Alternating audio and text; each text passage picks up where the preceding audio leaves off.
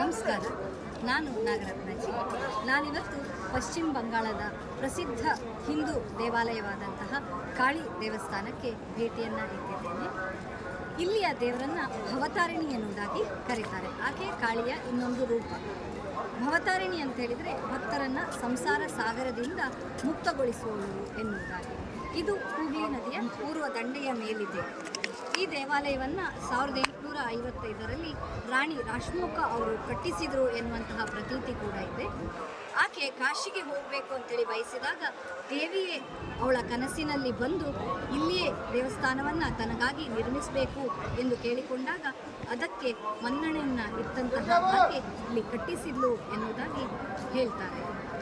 ಇಲ್ಲಿ 12 ಶಿವನ ದೇವಾಲಯಗಳಿವೆ. ರಾಮಕೃಷ್ಣ ಮಂದಿರ ಕೂಡ ನಾವು ನೋಡಲಿಕ್ಕೆ ಸಾಧ್ಯ ಇದೆ. ಇಲ್ಲಿಗೆ ಬರಲಿಕ್ಕೆ ಮೆಟ್ರೋ ವ್ಯವಸ್ಥೆ ಇದೆ, ಬಸ್ಸಿನ ವ್ಯವಸ್ಥೆ ಇದೆ. ಪ್ರತಿನಿತ್ಯ ಸಾವಿರಾರು ಭಕ್ತಾದಿಗಳು ದೇವಿಯ ದರ್ಶನವನ್ನು ಪಡೆದು ಕೃತಾರ್ಥರಾಗ್ತಾರೆ. ನೀವು ಕೂಡ ಇಲ್ಲಿಗೆ ಭೇಟಿ ನೀಡಬಹುದು. ನಮಸ್ಕಾರ.